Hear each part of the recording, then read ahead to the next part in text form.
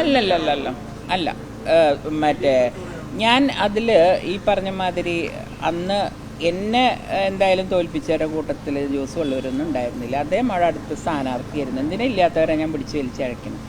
അതൊന്നും ഒരു കാര്യമല്ല. ഇതിൽ എല്ലാ കമ്മ്യൂണിറ്റികളുടെയും വോട്ട് സുരേഷ് ഗോപിക്ക്. അതിൽ ഞാൻ പറഞ്ഞില്ലേ, മാറ്റപ്പെട്ട് നിർത്തി ഒരു പേടിച്ചു മാറി നിന്ന ആൾക്കാർ പോലും സ്നേഹത്തിൻ്റെ ഇത് കൊടുത്തിട്ടാണ് സുരേഷ് ഗോപിക്ക് പലരും അവർ വോട്ട് ചെയ്തിട്ടുണ്ട്. അല്ല, പ്രതാപനെതിരെ ഇനി പറയേണ്ട കാര്യം എന്താ? ഞാൻ എന്തിനാ പറയണത്? നിങ്ങൾ വേണേൽ KPC ഓഫീസിൽ പോയാൽ പഴയ പേപ്പറുകൾ കീറിയിട്ടില്ലെങ്കിൽ എൻ്റെ പരാതി അവിടെ കാണും. ഒന്ന് പോയി നോക്കിയാൽ മതി. ഇനി ഞാൻ പറഞ്ഞില്ലേ, എനിക്ക് സത്യം പറഞ്ഞാൽ കോൺഗ്രസ് പ്രസ്ഥാനത്തിൽ ഈ പറയുന്ന നേതാക്കന്മാരുടെ പേര് പറയാൻ പോലും എനിക്കിഷ്ടമല്ല. പേര് പറയാൻ പോലും അത്രമാത്രം വേദനിപ്പിച്ച് കണ്ണീരോടുകൂടി എന്നെ ഈ പാർട്ടി നിറക്കി വിട്ടത് എല്ലാം കൂടി.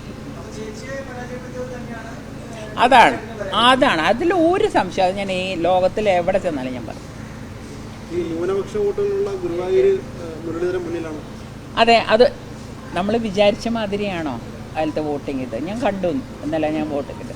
ന്യൂനപക്ഷങ്ങൾ ഗുരുവായൂർ മാത്രമൊന്നുമല്ല, എല്ലാ സ്ഥലത്തും ഉണ്ട്. ഈ മണലൂരുണ്ട്, ഈ പറഞ്ഞ എല്ലാ സ്ഥലത്തും ഉണ്ട്. ഏറ്റവും കുറവുള്ളത് തൃശ്ശൂർ ടൗണിൽ, അവിടെ പോലും ഉണ്ട് അവർ. പക്ഷെ അവിടെയൊക്കെ 20,000 വോട്ടിനാണ് സുരേഷ് ഗോപി. അപ്പം നമ്മൾ ഇവരുടെ അടുത്തൊക്കെ നിൽക്കുന്ന നമ്മൾ നോക്കേണ്ടത് സ്നേഹത്തിൻ്റെ ഇത് കൊടുത്താൽ ആരും നമുക്കത് തിരിച്ചു തരും. കോൺഗ്രസ്സുകാരുടെ ഈ കള്ളക്കളി പൊളിച്ചില്ലെങ്കിൽ ആളുകൾ തമ്മിൽ അടിച്ച് പിരിയും. അതിലേക്കാണ് കോൺഗ്രസ് കൊണ്ടുപോകുന്നത്. അയ്യോ, ഞാൻ സംസാരിക്കാത്ത ഞാൻ എങ്ങനെയാണ് ചോദിക്കുക? ഞാൻ ഇതുവരെ സംസാരിച്ചിട്ടില്ല അദ്ദേഹത്തിൻ്റെ അടുത്ത്. അല്ല, ഞാൻ എന്നെ ആ ഇലക്ഷൻ സമയത്ത് എന്തൊക്കെയോ പറഞ്ഞു. പക്ഷെ ഞാൻ അതിനൊന്നും ഉത്തരം പറയാല്ല. കാരണം എനിക്ക് എൻ്റെ ചേട്ടനോട് ഇപ്പോഴും സ്നേഹവും ബഹുമാനമുള്ളൊരു അനീതിയാണ്. ഇത്രയും കാലം അദ്ദേഹം പറഞ്ഞതിനൊന്നും ഞാൻ ഉത്തരം പറഞ്ഞിട്ടില്ലല്ലോ. ഇനി മരിക്കുന്നവരെ എനിക്ക് ഭഗവാനോട് ഒറ്റ പ്രാർത്ഥനയുള്ളൂ, ഭഗവാനെ ആ സമയത്ത് എനിക്ക് കൺട്രോൾ തരണേ.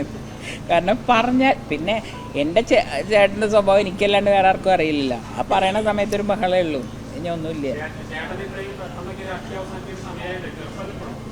അദ്ദേഹം അവസാനിപ്പിക്കുന്ന ആരും പറഞ്ഞു? എനിക്ക് തോന്നുന്നില്ല. കാരണം അദ്ദേഹത്തിൻ്റെ സ്വഭാവം അനുസരിച്ച് അദ്ദേഹത്തിന് വെറുതെ ഇരിക്കാൻ പറ്റില്ല. ഇന്നോ നാളെ വേണമെങ്കിൽ വീട്ടിൽ വെറുതെ ഇരിക്കുകയായിരിക്കും. മറ്റന്നാൾ അദ്ദേഹം പുറത്തിറങ്ങുന്നതാണ്. ഒരു അനീതി എന്നുള്ള ആളല്ലേ ഞാൻ വിശ്വസിച്ചത്. എനിക്ക് രാഷ്ട്രീയം എനിക്കിപ്പോൾ അറിയില്ല. അദ്ദേഹത്തിൻ്റെ രാഷ്ട്രീയം വേറെ, എൻ്റെ രാഷ്ട്രീയം വേറെ. അതിപ്പോൾ ആരും ചേട്ടനല്ല, ആരും ഇങ്ങോട്ട് വന്നാലും സന്തോഷമേ ഉള്ളൂ. കാരണം തെറ്റിദ്ധരിച്ച കുറേ ആളുകൾ അപ്പുറത്തുണ്ട്. അവരെല്ലാം ഇവിടെ വന്ന് ഈ പാർട്ടിയുടെ ഉള്ളിലത്തെ സ്നേഹവും അച്ചടക്കം, സ്ത്രീകളോടുള്ള ബഹുമാനം, അത് ഞാൻ എന്നെടുത്ത് പറയും. അത് കണ്ട് പഠിച്ചാൽ എല്ലാവരും വരും. വരണം എന്നല്ല, വരും. അതിൽ ഒരു സംശയവും വേണ്ട അക്കാര്യത്തിൽ. ഇനിയും ഇഷ്ടംമാതിരി നേതാക്കൾ സത്യം പറഞ്ഞാൽ ഇങ്ങോട്ട് വരും തന്നെയാണ് ഞാൻ വിശ്വസിക്കുന്നത്. ആ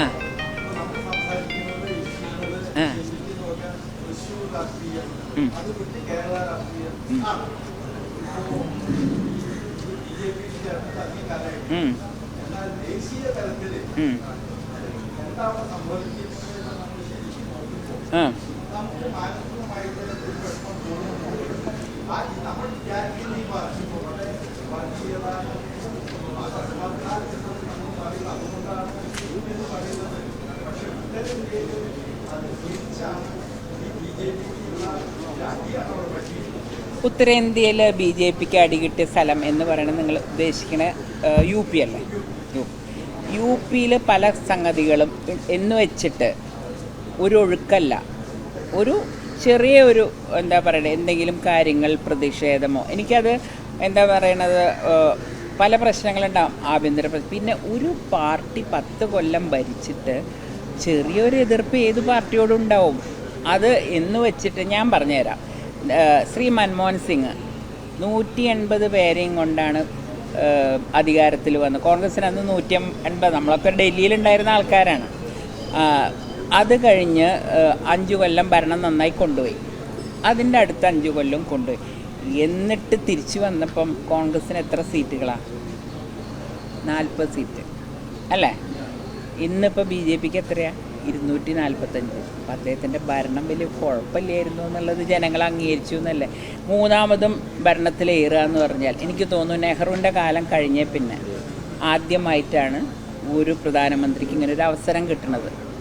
അതൊരു സാധാരണക്കാരനോ അല്ലെങ്കിൽ സ്വന്തം താല്പര്യം നോക്കണോ അല്ലെങ്കിൽ കറപ്ഷനുള്ള.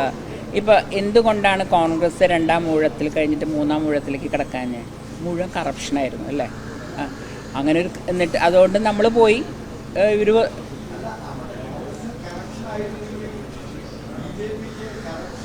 അല്ല അല്ല മറ്റെന്ത് കാര്യങ്ങളാന്ന് പറഞ്ഞാൽ ഞാൻ ഉത്തരം പറയാം.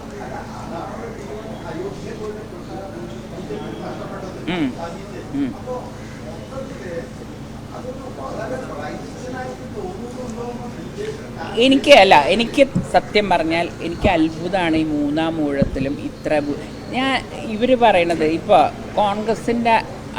കോൺഗ്രസ് പറയണത് കേട്ടു ഇന്നലെ അവരാണ് ചെയ്തതെന്നുള്ള രീതിയിലാണ്. ആ അഖിലേഷ് യാദവും അല്ലെങ്കിൽ സ്റ്റാലിന് ഇങ്ങനെ കുറേ പേര് കൂടിയിട്ട് തൻ്റെ 99 ഇങ്ങോട്ട് തന്നെ 1 ഞാൻ തരാം എന്നിട്ട് എനിക്ക് 100ആയി എന്ന് പറയുന്നതാണ് ഇപ്പോൾ കോൺഗ്രസ് കളിക്കുന്ന രാഷ്ട്രീയം. അതായത് ഇതെല്ലാം ഞങ്ങൾ നടന്നുകൊണ്ടാണെങ്കിൽ 200-250 സീറ്റിന് മേലെ കിട്ടേണ്ട സ്ഥലത്താണ് ഇവരുടെ ഔദാര്യം കൊണ്ടാണ് കിട്ടിയത്, അല്ലാണ്ട് കോൺഗ്രസിൻ്റെ കഴിവുകൊണ്ടല്ല കിട്ടിയത്.